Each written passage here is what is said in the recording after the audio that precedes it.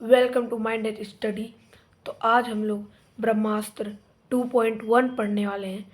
इसमें हम लोग क्लास 8 का फाइनल टर्म पूरा कवर कर लेंगे। आपको 0.001% भी डाउट नहीं होगा। मैं आपको सारा चैप्टर कवर करवा दूंगा इस वीडियो में, तो वीडियो पूरा लास्ट तक देखें। तो अभी हम लोग पहले से शुरू कर रहे हैं चैप्टर 10 से, साउंड से। फिज़िक्स का चैप्टर है। पहले हम लोग साउंड चैप्टर निकाल लेते हैं, फिर मैं आपको पूरा कवर करवा दूंगा, आपको कुछ भी दिक्कत नहीं होगा। ओके, तो यहाँ से साउंड हम लोग शुरू कर रहे हैं। आप लोग को मैंने इसमें एकदम छोटा छोटा सा आंसर बना के दिया है, एकदम छोटा नोट्स मैंने यहाँ पे तैयार किया है।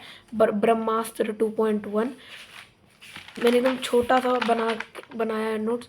मैं आपको सारा चैप्टर बता दूंगा। बस ज़्यादा आप लोग को लग रहा होगा लॉन्ग वीडियो नहीं, तुरंत ख़त्म हो जाएगा चैप्टर। आप लोग को एंड तक देखना है। तो हम लोग अपना चैप्टर शुरू कर रहे हैं साउंड से। तो पहला है, there are 2 vocal cord are stretch across the voice box और लिरिक्स। हम लोग के गले में 2 वोकल कोड होता है जो वॉइस बॉक्स के lyrics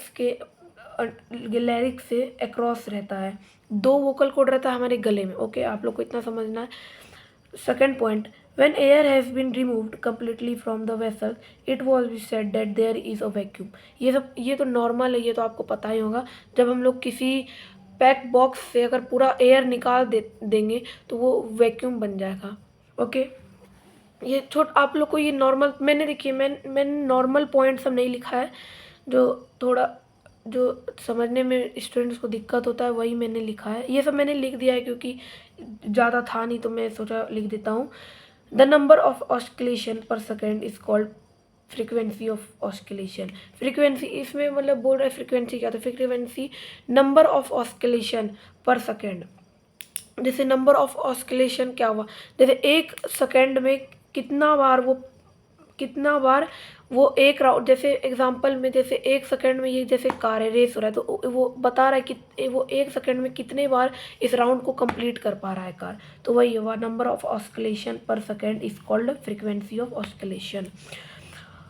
what are the 2 important properties of sound. ये आप बहुत कम को पता होगा, जो अच्छे से बुक पढ़े होंगे उनको ये पता होगा। साउंड का 2 प्रॉपर्टी होता है, एम्पलीट्यूड और फ्रीक्वेंसी।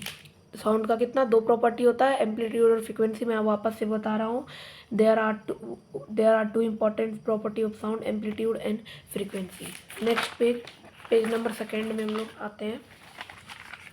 हाँ, अब यहाँ पे क्या है, the frequency determines the shrillness and pitch. Frequency हम लोग को श्रीलनेस और पिच डिटरमाइन करता है। श्रीलनेस पिच क्या होता है, मधुरता। श्रीलनेस पिच एक ही चीज़ हुआ, मधुरता। किसी आवाज़ में जितनी मधुरता होगी उसे श्रीलनेस और पिच कहेंगे। ओके, अब ये मैंने कुछ साउंड वेव का चार्ट बनाया है। ये साउंड वेव का चार्ट है यहाँ पे। ओके, आप लोग को देखना है ध्यान से, मैं आपको समझा देता हूँ। देखिए ये क्या है ना, यहाँ पे देखिए मैंने 2 पॉइंट मीट किया है। ये देखिए यहाँ से लेकर यहाँ तक हुआ 1 पॉइंट, ये इसको कहेंगे हम लोग 1 साइकिल। ये हुआ, या देखिए यहाँ पे जितने बारी एक बार ऐसे कंप्लीट करेगा तो ये 1 साइकिल हुआ। एक बार ऐसे होगा तो 1 साइकिल, एक बार ऐसे होगा। मतलब ये साउंड का वेव होता है, इसी के थ्रू हम लोग सुनते हैं। इसे क्या हम लोग, अब देखिए फ्रीक्वेंसी ये बुक में नहीं दिया हुआ है, मैं एक्स्ट्रा बता रहा कि आप लोग को अच्छे से समझ में आ जाए। फ्रीक्वेंसी किसे कहते हैं, जो बोलता है, जो जैसे बोलते हैं, जैसे जितना फ्रीक्वेंसी अगर ज़्यादा होगा तो उसका आवाज़ पतला होगा। ओके, आप लोग यहाँ पे देखिए, यहाँ पे मैंने लिखा जिसका फ्रीक्वेंसी ज़्यादा उसका आवाज़ पतला, जिसका फ्रीक्वेंसी कम उसका आवाज़ मोटा। ओके, तो देखिए इसे फ्रीक्वेंसी कहते हैं। ये जितना एम्पलीट्यूड तक हाई जाएगा उसे हम लोग कहेंगे फ्रीक्वेंसी। ये हुआ 1 साइकिल, एक कंप्लीट करेगा तो इसे 1 साइकिल कहेंगे। अगर मैं और ये जाते रहेगा लंबा, जितना जब तक हम लोग को वॉइस सुनाई नहीं देता तब तक ये आते रहेगा साउंड हम लोग के पास। ओके, ये आप लोग देख लीजिए, थोड़ा ये इंपॉर्टेंट है। जिसका फ्रीक्वेंसी ज़्यादा उसका आवाज़ पतला, जिसका फ्रीक्वेंसी कम उसका आवाज़ मोटा। ओके, समझ में आ गया। मैं वापस से आपको बता देता हूँ। देखिए जिसका फ्रीक्वेंसी ज़्यादा होगा ना, जिसका फ्रीक्वेंसी, हम लोग ये गले के बारे में, जैसे देखिए ये क्या है, हम लोग ये गले के बारे में भी बात हो रहा है यहाँ पे। देखिए अगर ये फ्रीक्वेंसी और हाई होता तो ये आवाज़ हम लोग को जैसे आप देखते होंगे बहुत आदमी का आवाज़ बहुत पतला होता होगा, तो वो कैसे होता है, ये फ्रीक्वेंसी उन लोग का बहुत हाई होता है, इसीलिए आवाज़ उन लोग का बहुत पतला निकलेगा। अगर मान के चलिए अगर ये फ्रीक्वेंसी कम होता तो मोटा आवाज़ निकलता। हम लोग का फ्रीक्वेंसी ये बहुत कम होता है, इसलिए हम लोग का मोटा आवाज़ निकलता है। मैं आपको एक चीज़ और बता देता हूँ। हम लोग गर्ल्स में होता है 20 mm वॉइस का वो साइज, और हम लोग में होता है 15 mm। ओके, यहाँ तक समझ में आ गया। देखिए फ्रीक्वेंसी कम उसका आवाज़ मोटा, जिसका फ्रीक्वेंसी ज़्यादा उसका आवाज़ पतला। लड़की लोग का फ्रीक्वेंसी ज़्यादा होता है तो उन लोग का आवाज़ भी बहुत पतला होता है। What is time period? Time period का है नंबर ऑफ ऑस्किलेशन पर second is called time period. अभी तो मैंने बता ही दिया, वापस से बता देता हूँ। जितने देर में एक राउंड चक्कर लगाएगा उसे एक सेकेंड में जितने बार चक्कर लगाएगा उसे हम लोग कहेंगे टाइम पीरियड। ओके, अब हम लोग पेज नंबर 3 में आते हैं। 3 में देखते हैं क्या है हम लोग। एक सेकेंड, आप लोग को देखने में दिक्कत हो रहा होगा, मैं एक पिन हटा देता हूँ। अभी हम लोग अब 3 नंबर पढ़ेंगे। देखिए, हाँ एक चीज़ और मैं आपको ये बता देता हूँ। अगर मान के लिए न्यूमेरिकल्स आ गया एग्ज़ाम में कि फ्रीक्वेंसी निकालो इसका, और फ्रीक्वेंसी निकालो, तो हम यहाँ पे कुछ फार्मूला है। जैसे देखिए, फ्रीक्वेंसी ऑफ ऑस्किलेशन निकालने के लिए फार्मूला है नंबर ऑफ ऑस्किलेशन। क्वेश्चन में दिया रहेगा नंबर, जो ऑस्किलेशन और टाइम पीरियड रहेगा, तो हम लोग को number of oscillation by time period कर देना है। ओके, बहुत ईजी है ये। आप लोग को ये तो आप लोग इतना समझते ही होंगे आराम से। अब second number time period, time taken by number of oscillation. Time period का formula time taken by number of oscillation. ये सब इजी है, ये सबको आपको समझाने की ज़रूरत नहीं है। ठीक है, अब हम लोग आते हैं पेज 4 तक। हम लोग का चैप्टर कंप्लीट हो चुका है साउंड। बस साउंड इतना ही था, 3 ही पेज का था, 3 पेज का भी नहीं, 2 पेज और इतना बस मैंने एकदम। और इससे आपको साउंड में कुछ मिलेगा ही नहीं। और जो नॉर्मल होगा लिरिक्स, वॉइस कोड, ये सब तो आप सबको पता ही है कि वॉइस कोड क्या होता है, लिरिक्स क्या होता है, एडम एप्पल क्या होता है। ये तो नॉर्मल है, बताने को कोई ज़रूरत ही नहीं है। मैंने बस मेन टॉपिक लिखा है। ओके, अब हम लोग चैप्टर 13 पे आते हैं, लाइट। मतलब आप लोग नहीं, ओल्ड एडिशन में अलग है, न्यू एडिशन में चैप्टर का नंबरिंग अलग अलग है, तो आप लोग कंफ्यूज मत होइएगा। अब हम लोग को ये तो चैप्टर इम्पॉर्टेंट है लाइट, क्योंकि लाइट से भी बहुत सारा क्वेश्चन आता है। तो मैं आपको एकदम शुरू से बताता हूँ। देखिए, द एंगल बिटवीन, रुकिए मैं आपको बता देता हूँ, ऐसे नहीं आएगा समझ में। आपको डायग्राम निकाल के दिखाता हूँ तभी आपको आएगा समझ में। पहले मैं आप लोग को रीड करके दिखाता हूँ। The angle between the normal and incident ray is called angle of incidents. तो ये देखिए कि क्या, the angle between the normal and the incident ray is called the angle of incident. Angle of incident किसे कहते हैं? जो normal है, नॉर्मल और एंगल ऑफ इंसिडेंस, इसी के बीच में हम लोग कहते हैं इसको एंगल, इसी चीज़ को हम लोग कहते हैं एंगल ऑफ इंसिडेंस। और एंगल ऑफ रिफ्लेक्शन क्या है? The angle between the normal reflected ray is known as the angle of. जो नॉर्मल और रिफ्लेक्टेड रे के बीच में हम लोग इसे कहते हैं एंगल ऑफ रिफ्लेक्शन। मतलब नॉर्मल ऑफ इंसिडेंट से रे के बीच में हम लोग कहते हैं एंगल ऑफ इंसिडेंट, और नॉर्मल से लेकर रिफ्लेक्टेड रे के बीच में रिफ्लेक्टेड रे के कहते हैं एंगल ऑफ रिफ्लेक्शन। बहुत ईजी है ये, आप लोग को आराम से समझ में आ गया, कोई प्रॉब्लम नहीं हुआ होगा। अब हम लोग आते हैं नेक्स्ट टॉपिक पे, image formation in a plane mirror. तो इमेज कैसे फॉर्मेट होता है, हम लोग को कैसे सीन होता है, तो देखिए मैं आपको समझा देता हूँ ये डायग्राम के हेल्प से। ये डायग्राम में क्या, ये हम लोग का सोर्स ऑफ लाइट है। यहाँ पे लाइट फॉल हुआ हम लोग के मिरर पे जैसे फॉल हुआ तो हम लोग की आई में रिफ्लेक्ट हुआ। बस नॉर्मल है, बस आप लोग को ये कॉम्प्लिकेटेड डायग्राम दिख रहा होगा, लेकिन ये कॉम्प्लिकेटेड है नहीं, बस इतना ही। अब हम लोग पेज नंबर 5 पे आते हैं। पेज नंबर 5 ये रहा। तो पहला क्वेश्चन है, what are rods? RODS, what are rods? Rods are the sensitive for low light और डिम लाइट। देखिए, रॉड्स हम लोग के आई में प्रेजेंट होता है। आप लोग को ये थोड़ा ध्यान से देखना है मैं क्या बोल रहा हूँ, थोड़ा ध्यान से सुनिएगा। रॉड्स क्या होता है, वो हम लोग के आई में प्रेजेंट होता है। मान के चलिए लाइट हम लोग को, अभी मैं डीम कर दूंगा रूम का। देखिए, जैसे मैं रूम का लाइट डीम कर दिया, ओके, तो फिर भी कुछ कुछ ऑब्जेक्ट मेरे को दिख रहा होगा, कुछ कुछ ऑब्जेक्ट तुम लोग को कैसे दिखेगा? तो ये रॉड्स हम लोग के आई में प्रेजेंट होता है, वही हम लोग को हेल्प करता है डीम लाइट में कोई भी ऑब्जेक्ट को सेंसेशन करने का। ओके, आ गया होगा समझ में, कोई दिक्कत नहीं हुआ होगा, इतने अच्छे से मैंने समझाया। अब चलिए देखते कोन्स क्या है। तो कोन्स क्या है? Cones which are sensitive to bright light. Bright light के लिए कोन्स है, ब्राइट लाइट के लिए, मान के लिए बहुत ज़्यादा ब्राइट लाइट है, बहुत ज़्यादा मैं ब्राइट लाइट है, जैसे मैं अभी रूम में 3-4 लाइट जला दूंगा तो हम लोग को ऑब्जेक्ट तो आराम से सीन होगा, कोई प्रॉब्लम नहीं होगा। तो किसकी वजह से? तो वो हम लोग कोन्स की वजह से ये ब्राइट लाइट सेंस कर पाते हैं। ओके, कौन समझ गया होगा? समझ गए होंगे आप लोग। अब ये how to care of our eye to of the eyes, how to care of the eyes. Okay, how to care, if advised use suitable spectacles हैं। हम लोग को डॉक्टर के एडवाइस से ही सही स्पेक्टिकल्स लेना चाहिए, बिना डॉक्टर के एडवाइस के कोई स्पेक्टिकल्स नहीं पहनना चाहिए। सेकेंड पॉइंट, हम लोग को ये केयर ऑफ आई, कि हम लोग के अपने आई को कैसे प्रोटेक्ट कर सके। टू लिटिल और too much light is bad for us. ज़्यादा कम और ज़्यादा लाइट और ज़्यादा कम भी लाइट, मीडियम लाइट हम लोग के लिए सही नहीं होता है। या तो आप ब्राइट रखिए या तो लाइट रखिए, light. Okay, do not look at the sun और अ पावरफुल लाइट डायरेक्टली। हम लोग को सन और बहुत ज़्यादा पावरफुल लाइट नहीं देखना चाहिए। हम लोग को आँख पे बहुत ज़्यादा, हम लोग को आँख का सेंसेशन हम लोग को लो हो सकता है। आप देखते होंगे ना, जब वेल्डिंग होता होगा, जब वेल्डिंग मिस्त्री सब वेल्डिंग करते हैं तो आप ध्यान से देखिएगा, वेल्डिंग आप देखेंगे तो आपको कुछ आँख सुन्न पड़ जाएगा कुछ 5 सेकंड के लिए। तो वही हम लोग को ब्राइट लाइट नहीं देखना। आप लोग जानते होंगे ना, रिबन ऑफ मैग्नीशिया, हम लोग वो रिबन को जलाते हैं तो फिर बहुत ब्राइट लाइट वो एग्जीक्यूट करता है। Okay, never rub your eyes. हम लोग को अपना आँख रगड़ना नहीं चाहिए। कभी कभी हम लोग को आँख में खुजली होती है तो हम लोग रगड़ते, तो वो रगड़ना नहीं चाहिए, डैमेज हो सकता है हम लोग का eye. Always read at the normal distance from vision. देखिए, हम लोग को ना हमेशा एक करेक्ट डिस्टेंस में कोई वर्ड पढ़ना चाहिए या रीड करना चाहिए। अगर मान के चलिए मैं ये कॉपी एकदम ये कैमरा के पास एकदम लेते आऊँगा तो आप लोग को ठीक से नहीं दिखेगा। आप अपने आई के सामने से पास लाइए एकदम, देखिए आप लोग को ढंग से दिख रहा है। देखिए आप ही का पहले करके देख लीजिए। देखिए मैं एकदम कितना पास, नहीं ना दिख रहा है? वैसे हम लोग का आई भी अगर बहुत ज़्यादा दूर भी रहेगा तो नहीं दिखेगा, बहुत ज़्यादा पास भी रहेगा तो नहीं दिखेगा। उसका कुछ डिस्टेंस है जो हम लोग को कुछ डिस्टेंस है जिस पे हम लोग विजिबल हो सकता है। ओके, आप लोग को ये समझ में आ गया होगा? कुछ भी डाउट आप लोग को नहीं हुआ होगा, मेरे को लगता है ऐसा। आप लोग पूरा समझ गए। हम लोग पेज नंबर 6 पे आते हैं।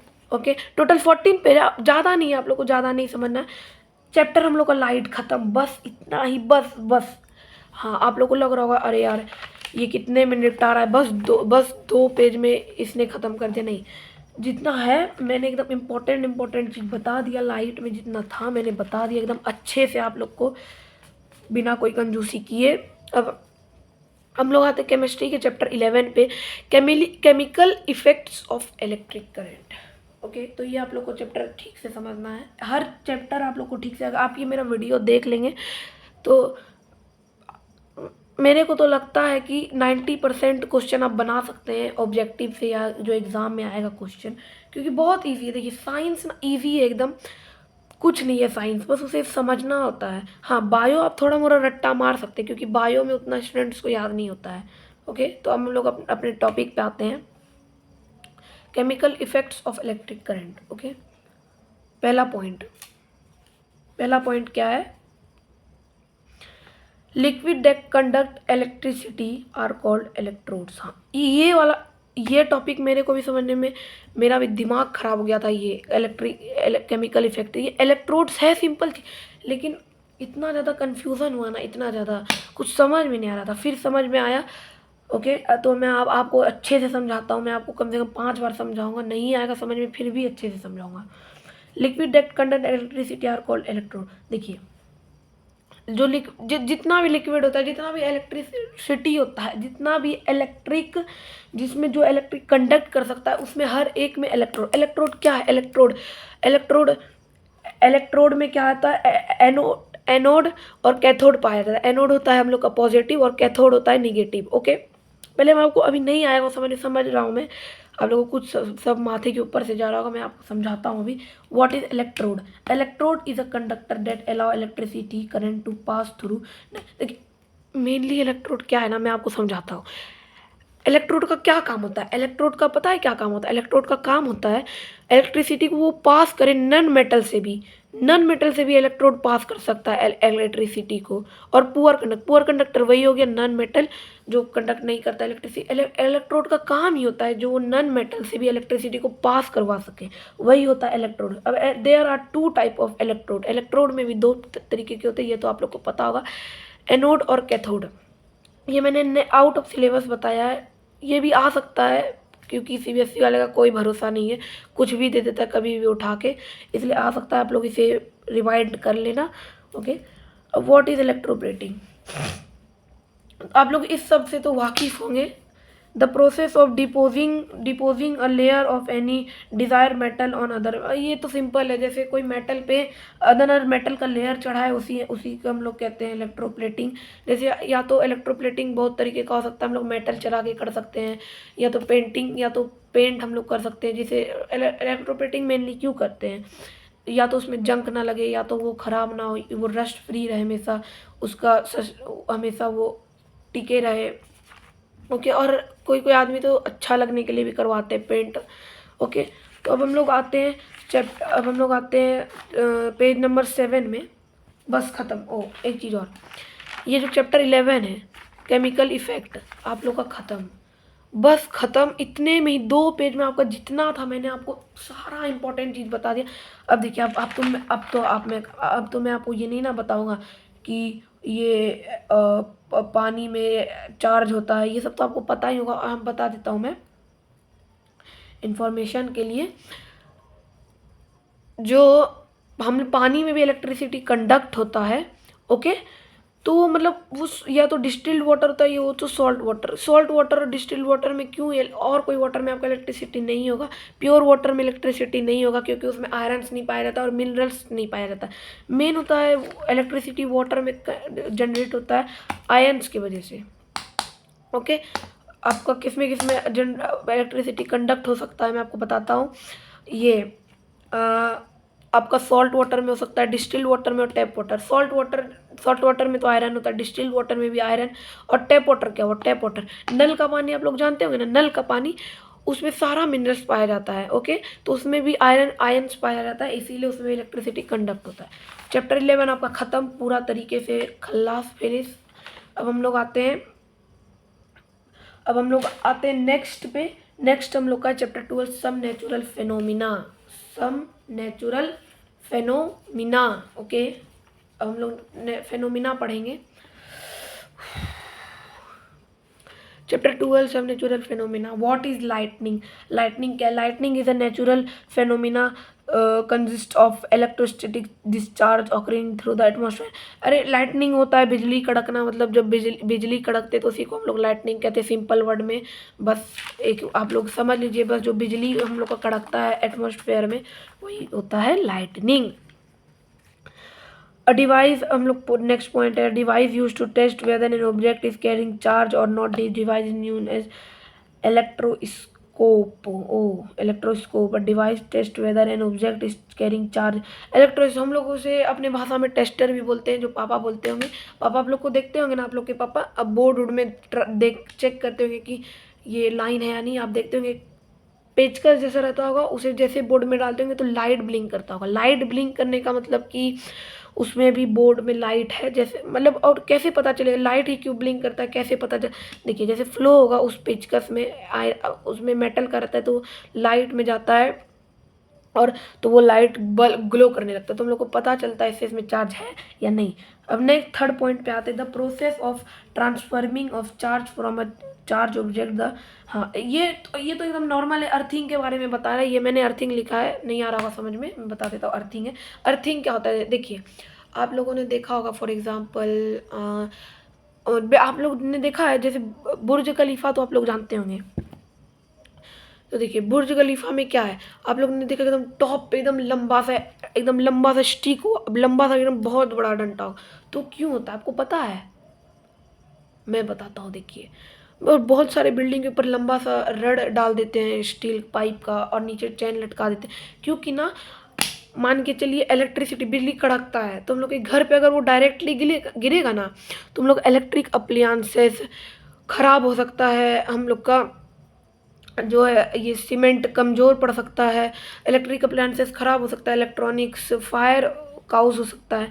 तो इसलिए हम लोग अगर लंबा सा रड लगा देंगे या पाइप स्टील का तो उससे क्या होगा ना, वो उसमें जैसे जाएगा चार्ज चार्ज हो जाएगा वो पाइप वो रड, और वो एक चैन से कनेक्ट रहता है, वो अर्थ में जाके गाड़ा हुआ रहता है, वो जाके अर्थ में ट्रांसफ़र हो जाएगा, चार्ज ट्रांसफ़र हो जाएगा। तो उसी को करते अर्थिंग, नॉर्मल एकदम नॉर्मल, बस द प्रोसेस ऑफ ट्रांसफरिंग हो गया। द बाउंड्री, अब फोर्थ पॉइंट पे आते हैं, अब देखते हैं फोर्थ पॉइंट क्या है।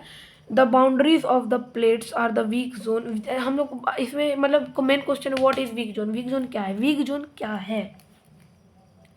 आप लोग पता है हम लोग को अर्थ के नीचे टेक्टोनिक प्लेट्स है, जो टेक्टोनिक प्लेट्स का जो किनारा होता है ना, जैसे मान के चलिए ये टेक्टोनिक प्लेट है, ओके, यहाँ पे ये टेक्टोनिक प्लेट है, तो ये जो टेक्टोनिक प्लेट का ये किनारा है ना, किनारा, तो किनारा में क्या होता है ना, इसका किनारा कमज़ोर होता है, ओके। तो जो किनारा कमज़ोर होने के कारण ना,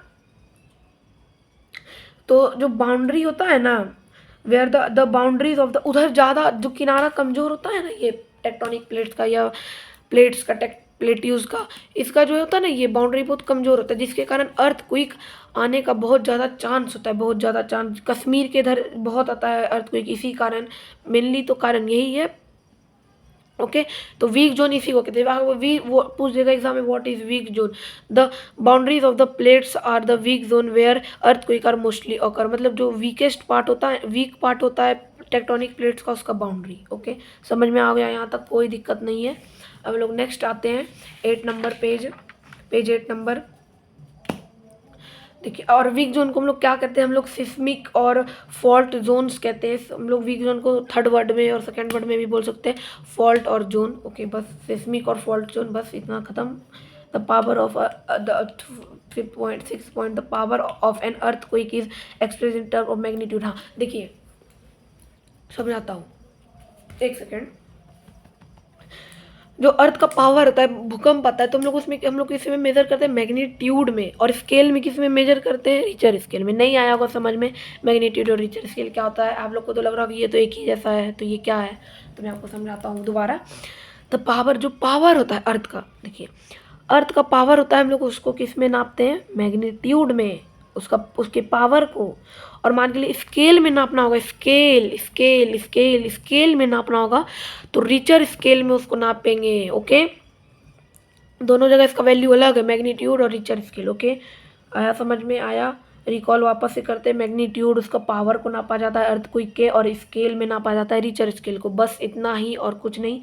अब 7th पॉइंट में, the earthquake are measured with the device. ये तो सबको पता होगा, हर बच्चे इनसे वाकिफ़ होंगे। सिस्मोग्राफ क्या होता है, सबसे पहला भाई मेरे को तो सबसे मज़ा आता था यही आंसर देने में, सिस्मो व्हाट इज सिस्मोग्राफ। तो सिस्मोग्राफ क्या होता है, सिस्मोग्राफ अर्थक्वेक को मेज़र करता है कि कितना, इतना हर्ट्स आया, 7 हर्ट्स आया, 8 हर्ट्स आया, 6 हर्ट्स आया, 5 हर्ट्स आया, जापान में 5 हर्ट्स आया, 4 हर्ट्स आया, जम्मुई में 7 पॉइंट, अभी तक में जम्मुई में 7.5 आया, सबसे हाईएस्ट आते रहता है वहाँ पे। तो सिस्मोग्राफ होता है। इस सिस्मोग्राफ कैसे मेज़र करता है अर्थक्वेक को, वो बाय द सिस्मिक वेव्स, एक सिस्मिक वेव्स होता है, जब अर्थक्वेक आता है तो सिस्मिक वेव्स होता है जिसे ये सिस्मोग्राफ मेज़र कर पाता है, ओके। आप लोग को समझ में आ गया होगा यहाँ तक, कोई भी दिक्कत नहीं हुआ होगा, कोई भी कुछ दिक्कत हुआ होगा तो आप मुझे बताएंगे कमेंट में, ओके। सिस्मिक वेव खत्म यहाँ तक। चलिए अब हम लोग आते हैं, ये कौन सा पेज नंबर था, चैप्टर 7, चैप्टर 8, चैप्टर 9, ठीक है। चैप्टर पेज नंबर 9 पे आते हैं। अब हम लोग का फिजिक्स कंप्लीट, फिजिक्स और केमिस्ट्री कंप्लीट। लास्ट चैप्टर हम लोग का बचा bio, reproduction in animal, okay. So reproduction in animal, तो रिप्रोडक्शन इन एनिमल मैं आपको ये समझाऊंगा अच्छे से, आप लोग थोड़ा रेस्ट हो जाइए, ओके। मैं आपको 5 सेकंड का टाइम देता हूँ, आप लोग फ्री हो जाइए, माइंड फ्री। आप लोग पढ़ लीजिए या नोट्स क्या क्या लिखा हुआ है, पढ़ के आप लोग समझ लीजिए। मैं आपको 5 सेकंड टाइम देता हूँ।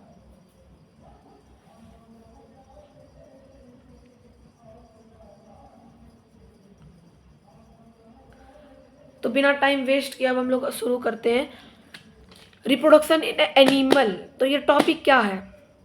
रिप्रोडक्शन, हम लोग इसमें रिप्रोडक्शन के बारे में पढ़ेंगे, एनिमल में कैसे रिप्रोड्यूस करते हैं वो न्यू ऑर्गेनिज्म। ओके, तो मेल हार्मोन कॉल, पहले सबसे पहले शुरू में आपको कुछ नहीं, सबसे पहले मैं आपको बेसिक से, ये मेन हार्मोन आ गया उसका एडोलेंस, अभी नेक्स्ट चैप्टर का ये आ गया है, तो चलिए पढ़ लेते हैं, उसमें भी पढ़ लेंगे। मेल हार्मोन्स को हम लोग कहते हैं टेस्ट्रो, क्या इसको क्या टेस्टेस्ट्रोन, टेस्टेस्ट्रोन, टेस्टेस्ट्रोन बोलिए, टेस्टेस्ट्रोन, टेस्टेस्ट्रोन। मेल हार्मोन्स को कहते हैं टेस्टेस्ट्रोन, फीमेल हार्मोन को कहते हैं एस्ट्रोजोन, एस्ट्रोजोन। ओके, तो ओवरीज होता है हम लोग का, फीमेल गॉमेट्स किससे प्रोड्यूस होता है? ओवरी से होता है। टोटल 2 ओवरी होता है, पता होगा आप लोग को, 2 ओवरी होता है जिसे, ओके, 2 ओवरी होता है, 2 ओवरी होते हैं, वही फीमेल गैमेट्स प्रोड्यूस करते हैं। मैं आपको दिखाता हूँ, चैप्टर में है, मैं आपको डायग्राम दिखाता हूँ, आप लोग को थोड़ा ढंग से समझ में आएगा रिप्रोडक्शन। ओके, मैं आपको दिखा रहा हूँ।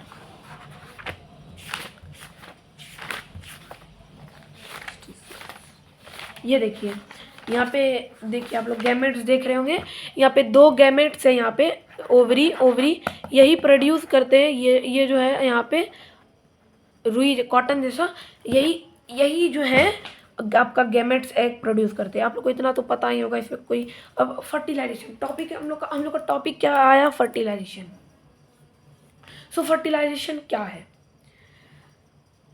When in fusion, fusion male, fertilization क्या है? Fusion of male gametes and female gametes, such fusion of gam, अरे ये तो सिंपल, एकदम इजी वे में, एकदम कुछ नहीं, टॉपिक ही नहीं है, एकदम मतलब हवे में टॉपिक पढ़ाई है, कुछ टॉपिक नहीं है। फीमेल, जब मेल गैमेट्स और फीमेल गैमेट्स फ्यूज करते हैं तो हम लोग का फर्टिलाइजेशन वहाँ पे ऑकर होता है। ये देखिए, जब हम मेल स्पर्म और फीमेल एग जब फ्यूज़ होते हैं, एक जगह पे आके मीट करके फ्यूज़ होते हैं, तो वही प्रोसेस को फर्टिलाइजेशन कहते हैं। बस इतना ही और कुछ नहीं है फर्टिलाइजेशन, बस। The cell began to form group that development. हाँ, ये हम लोग अभी पढ़ रहे हैं इम्ब्रायो है ना। हाँ, तो इम्ब्रायो बहुत स्टूडेंट को नहीं समझ में आता है, सर इम्ब्रायो क्या है, मतलब बहुत का डाउट होता है, एम्ब्रायो नहीं आता है, क्या होता है embryo stage. A cell begins to form group that develop, जब सेल आपको पता होगा, पहले सेल टिश्यू होता है, टिश्यू से ऑर्गन, तो जब सेल हम लोग का जैसे स्पर्म फ्यूज़ हुआ, उसके बाद सेल से वो बनेगा टिश्यूज़ में, टिश्यू से ऑर्गन में, ऑर्गन द बॉडी डेवलप, इसी डेवलपिंग स्ट्रक्चर को हम लोग कहते हैं एम्ब्रायो, इसी स्टेज को हम लोग कहते हैं एम्ब्रायो, जिसमें जब वो टिश्यू से ऑर्गन में धीरे कन्वर्ट होता है, तो उसी को एम्ब्रायो। अब फीटस क्या होता है? फीटस भी बहुत इजी चैप्टर है, आप लोग को वर्ड अजीब लग रहा होगा थोड़ा, आप लोग पढ़े भी होंगे इसके पहले।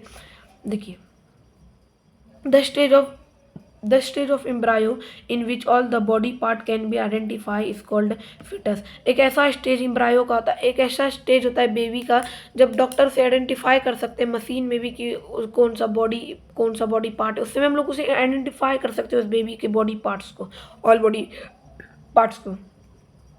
ओके, तो देखिए, अब हम लोग सेक्सुअल रिप्रोडक्शन तो पता है, अब डिफाइन पूछेगा व्हाट इज सेक्सुअल रिप्रोडक्शन, मैंने नहीं बता क्योंकि आपको आराम से पता है वो क्या होता है सेक्सुअल रिप्रोडक्शन क्या होता है। मैं आपको इसका डिफाइन बताता हूँ। द फ्यूजन ऑफ, नहीं सॉरी, तो सेक्सुअल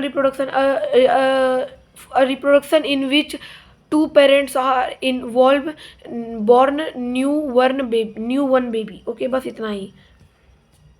अब सेक्सुअल रिप्रोडक्शन क्या है? New individual development, sexual reproduction, ये मैं आपको बर्डिंग के बारे में, तो देखिए टोटल बहुत सारा सेक्सुअल रिप्रोडक्शन होता है, बर्डिंग होता है, बाइंडी फ्यूजन है, तो और भी मैंने 2 ही बताए क्योंकि बुक में 2 ही था, तो मैंने आपको 2 ही बताया, और भी आप नेट पे सर्च करेंगे तो और भी अलग अलग तरीके का आएगा एसेक्सुअल रिप्रोडक्शन, लेकिन जितना बुक में मैंने उतना ही बताया। New individual developing from birth से जो एक नया इंडिविजुअल हाइड्रा निकलता है उसे हम लोग बर्डिंग कहते हैं। बस एकदम इजी है, इजी, आप पढ़ के भी इसे समझ सकते हैं। अब बाइंडी फ्यूजन, रिप्रोडक्शन, रुकिए मैं बाइंडी फ्यूजन आप लोग को थोड़ा बताना पड़ेगा डिटेल में। देखिए, ये देखिए बाइंडी फ्यूजन का पहले डायग्राम, ये देखिए क्या है रिप्रोडक्शन इन डिवाइडिंग। ये मान के लिए हम लोग का न्यूक्लियस ये या 1 से पहले 2 में डिवाइड होगा, 2 से, मैं आप लोग को रुकिए एग्जाम्पल लेके बताता हूँ तभी आप लोग को समझ में आएगा। हाँ, देखिए क्या है ना, reproduction in which animal reproduce animal reproduce by dividing into two individuals are called is called binary fusion. जब देखिए इसमें क्या होता है बाइनरी फ्यूजन में, सिंपली आप लोग को पता होगा ना, बहुत सारे ऐसे एनिमल है जो बिना रिप्रोडक्शन के भी बेबी को ग्रो, बिना पेरेंट के नीड भी वो बेबी को ग्रो करते हैं। तो कैसे, इन्हीं बाइनरी फ्यूजन के कारण। ये मान के चलिए हम लोग का सेल है तो ये पहले न्यूक्लियस है, ये दो पार्ट में डिवाइड होगा, उसके बाद धीरे धीरे अलग होगा, उसके बाद ये दो इंडिविजुअल बन जाएगा। ओके, तो इससे ऐसे हम लोग का डॉटर, ऐसे डॉटर, ये एमोइबा हो गया डॉटर, ऐसे डॉटर हम लोग का प्रोड्यूस होगा विदाउट एनी फर्टिलाइजेशन, हम लोग का बेबी प्रोड्यूस हो गया। ओके, तो अब यहाँ तक ख़त्म हो गया ये सेक्सुअल रिप्रोडक्शन 10 ख़त्म। ना अब हम लोग आएंगे नेक्स्ट एंड लास्ट चैप्टर। आप लोग को मैं आशा करता हूँ कि आप लोग को कुछ दिक्कत नहीं हुआ होगा, आप लोग को होना भी नहीं चाहिए, क्योंकि मैं इतने अच्छे से समझा रहा हूँ और आप लोग को समझ में आ भी गया होगा। तो reaching the age of adolescence, तो टॉपिक यहाँ पे आता है reaching the age of adolescence. Adolescence क्या है, ठीक है, एडोलेंस क्या है? When body undergoes change leading to reproduce maturity, the body, बहुत सारे जब ये एडोलेंस आएगा तो आपको बहुत सारे एज से वो पास होगा, जैसे हेयर्स होने लगेगा, बहुत सारा न्यू हरकत आपको दिखेगा उसमें, नया नया तरीके का, आज से पहले आप लोग नहीं देखे होंगे उसमें। तो यही एडोलेंस मैच्योरिटी आने लगता है, वो देखिए आप बात को समझने लगेगा वो जब मैच्योर होने लगेगा। अब ये बस इतना ही एडोलेंस, अब आप लोग याद कर लीजिएगा, डिफिनेशन मैंने यहाँ लिख दिया आपके लिए नोट्स बना के। अब ये प्यूबर्टी क्या है? जब बॉडीज में सर्वल चेंज होने लगता है, हेयर ग्रो होने लगता है और बियर्ड आने लगता है, बहुत सारा चीज़। एक टॉपिक मैंने यहाँ देना भूल गया है, वो secondary sexual character. Secondary sexual character क्या है? सेकेंडरी सेक्सुअल कैरेक्टर क्या है? जिसमें जब हेयर ग्रो होने लगता है और भी बहुत सारा चीज़, हम लोग का लेग्स ग्रो होगा, बॉडी पार्ट्स ग्रो होगा, वही होता है सेकेंडरी सेक्सुअल कैरेक्टर। बस अब हम लोग आते हैं नेक्स्ट पॉइंट पे, हार्मोन्स और chemical substance this are secretion. देखिए आपको पता होगा हार्मोन्स कहाँ, किस एक उसका कुछ सोर्स होता है, कुछ पावर हाउस होना चाहिए। जैसे सेल का पावर हाउस होता है, तो वैसे हार्मोन्स का भी तो कुछ पावर हाउस होगा जो उसे इंक्रीज करता है। तो इंडोक्राइन ग्लैंड होता है, ये ई है यहाँ पे, रुकिए, ये ई है इंडोक्राइन ग्लैंड, इसी से सारा हार्मोन सिक्रीट होता है। जब मेन हार्मोन, मैंने भी पढ़ा था, हम लोग ने पढ़ा था रिप्रोडक्शन में, मेल हार्मोन्स को कहते हैं टेस्टोस्टेरोन और फीमेल हार्मोन को क्या होता है? एस्ट्रोजन, ठीक है। वेयर द मिल्क, हाँ तो एक क्वेश्चन आ रहा है, जो फीमेल होती है, फीमेल बॉडी में मिल्क कहाँ प्रोड्यूस होता है? ब्रीस्ट्स में, यहाँ पे जो ब्रीस्ट में होता है प्रोड्यूस। ओके, नॉर्मली पता होगा आप लोग को ब्रीस्ट में होता है, मतलब उसका एक नाम, स्पेसिफिक नाम दे दिया गया है, ब्रीस्ट। नेक्स्ट पॉइंट, क्या है? The producing of this hormone under control of another. देखिए ये जो जितना हार्मोन होता है ना, देखिए अब इसे कोई तो कंट्रोल करने के, नहीं तो ऐसा नहीं है ना भाई कि हार्मोन निकल रहा है, अगर ओवर भी हो जाए तो अच्छा नहीं है बॉडी के लिए। तो कोई तो ऐसे हार्मोन होगा जो इसे कंट्रोल करता है, कितना मात्रा में निकलना है, इसे कहाँ जाना है, किस जगह जाना है। तो एक हार्मोन होता है जो इसे कंट्रोल करता है, तो उसका नाम है इंडोक्राइन ग्लैंड। नहीं, सॉरी, गलती से पिट्यूटरी ग्लैंड। क्या कहते हैं? पिट्यूटरी ग्लैंड कंट्रोल करता है सारे ग्लैंड को, कितने मात्रा में निकलना है, कहाँ जाना है, नहीं जाना है, कौन सा हार्मोन अभी रिलीज होना है, नहीं होना है। ओके, समझ में आ गया होगा। Pituitary gland also secret from endocrine. ये पिट्यूटरी ग्लैंड ही एंडोक्राइन से ग्लैंड होता है, यही कंट्रोल करता है सारे ग्लैंड को। बस पूरा पावर हाउस यही है, पूरा झंझट इसी में, बस खत्म। अब और लास्ट 13, अब बस थोड़ा सा ही बचा है आपका, और बस थोड़ा सा। अब देखिए हम लोग यहाँ पे आप लोग को पढ़ना है मेंस्ट्रुएशन क्या होता है। मैं अब ज़्यादा डिटेल में नहीं बताया हूँ ब्लीडिंग, क्योंकि इसका सही डेफिनेशन मेरे को नहीं मिल रहा था, तो मैंने ब्लीडिंग, देखिए क्या होता है, the bleeding in women called menstruation. जब वुमेन में ब्लीडिंग शुरू होता है, जैसे हम लोग उसे पीरियड्स भी कहते हैं, पीरियड्स, तो उसी को हम लोग कहते हैं मेंस्ट्रुएशन। दिस ऑकर अबाउट 20, ये लगभग एक बार होने के बाद, मतलब ये होते रहता है 20 to 30 डेज में, लगातार चलेगा 20 to 30 डेज। जब फर्स्ट बार मेंस्ट्रुएशन होता है प्यूबर्टी एज में, जब फर्स्ट बार गर्ल्स को मेंस्ट्रुएशन होता है, तो उसे कहते हैं मीनार्च। मिनार्च। मिनार्च आप लोग को अच्छे से याद रखना है। मिनार्च बहुत इंपॉर्टेंट है ये टॉपिक। मैं अभी जितना टॉपिक बता रहा हूँ बहुत इंपॉर्टेंट है, ध्यान से एकदम देखिए, बिना मिस किए आगे मत बढ़ाना है वीडियो, एकदम अच्छे से पढ़ना है जो मैं बता रहा हूँ। और अब जी ये जब एक एज होता है जिसके बाद ये मिनार्च मतलब मेंस्ट्रुएशन स्टॉप होता है, तो 45 टू 50 ईयर्स में जब वुमेन्स को नहीं होता है ये मेंस्ट्रुएशन साइकिल स्टॉप हो जाता है, तो स्टॉपेज ऑफ मेंस्ट्रुएशन इसको भी कुछ कहते हैं। इसको मेनो स्टॉप, देखिए आप लोग को कंफ्यूज नहीं होता, मेनो स्टॉप किसे कहते हैं, जब रुक जाता है पूरे तरीके से तो मेनो स्टॉप, और जब पहली बार होता है तो उसको कहते हैं मिनार्च। हाँ, अब यहाँ पे टॉपिक आता है हाउ टू डिटरमाइन बेबी, मतलब लड़का और लड़की कैसे होते हैं, मतलब वो तो पता है रिप्रोडक्शन से होते हैं, टू पेरेंट्स के नीड से, तो मतलब हमेशा एक ही लड़का ही हमेशा क्यों नहीं होता और लड़की क्यों नहीं होती, तो उसके पीछे भी कारण है। आप लोग को मैं बता देता हूँ, मेल हार्मोन्स, मेन्स क्रोमोसोम्स क्या होता है, ये एक मेन्स हार्मोन्स होता है XY, फीमेल में होता है XX, फीमेल कंटेन करती है XX, मेल करता है XY। देखिए मैं आपको ये चार्ट बताता हूँ, इससे आपको अच्छे से समझ में आएगा, जो मैं समझा दूंगा आपको पूरे अच्छे से समझ में आएगा, एकदम कुछ डाउट नहीं होगा इस टॉपिक में, बस आपका थोड़ा सा बचा है। और तो देखिए क्या है, एक्स है हमारा, एक्स क्या होता है, ये एक्स ये देखिए, ये हुआ फीमेल, देखिए क्योंकि मेल का स्पर्म होता है फीमेल के एक्स में फ्यूज, तो यहाँ पे एक्स है, देखिए ये हम लोग का हुआ स्पर्म, ये जैसे स्पर्म रिलीज हुआ मेल से, ये वाई, ये हुआ, देखिए क्योंकि मेल कंटेन करता है वाई और एक्स और फीमेल करती है एक्स। मान के चलिए अगर ये दोनों फ्यूज़ होगा ना, एक्स वाई फ्यूज़ होगा तो हम लोग का बॉय होगा, और अगर एक्स फ्यूज़ हुआ तो हम लोग का गर्ल्स होगी। फिर से मैं आपको 2 बार और मैं आपको अच्छे से समझाऊंगा, 2-3 बार जब तक आप लोग को समझ में नहीं आएगा। देखिए क्या होता है, मेल को हॉर्मोन्स कंटेन करता है एक्स वाई और फीमेल करती है एक्स। देखिए स्पर्म, ये हुआ स्पर्म रिलीज हुआ, फीमेल्स में होता है एक्स और एक्स। देखिए जब एक्स वाई फ्यूज़ होता है तो यहाँ पे होता है बॉय, और जब एक्स होता है तो यहाँ पे गर्ल्स। फिर से मैं आपको बताता हूँ, तो फीमेल स्पर्म रिलीज करता है वाई, एक्स और वाई, जब फीमेल कंटेन करती है एक्स और एक्स गैमेट्स में, जब ये एक्स और वाई फ्यूज़ करता है तो होता है बॉय, जब एक्स होता है तो होती है गर्ल्स। बस इतना ही। और कुछ जब आपका थोड़ा मोड़ा छोटा मोटा टॉपिक बचा, pancreas produce hormone called insulin. Pancreas भी एक हार्मोन प्रोड्यूस करता है, पेनक्रियास पत्ते जैसा स्ट्रक्चर होता है हम लोग के बॉडी में, स्टोमेज के ऊपर, ओके, तो उसे कहते हैं हम लोग पेनक्रियास, वो भी एक हार्मोन प्रोड्यूस करता है, उसे कहते हैं insulin. It is well not produce not present with suffering. और हाँ देखिए, अगर ये पेनक्रियास इंसुलिन नहीं प्रोड्यूस किया तो डायबिटीज़ होता है पेशेंट को। डायबिटीज़ कैसे होता है, डायबिटीज़ कैसे होता है ओल्ड एज मैन को, आदमी को, तो कैसे होता है, मतलब यही पेनक्रिया जब इंसुलिन प्रोड्यूस करना बंद कर देता है तो डायबिटीज़ होना शुरू हो जाता है। Adrenals produce the hormones adrenaline.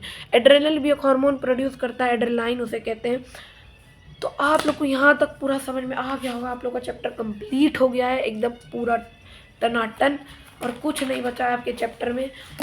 मेरे को तो लगता है कि आप लोग को आ गया होगा समझ में, कोई भी प्रॉब्लम नहीं हुआ होगा।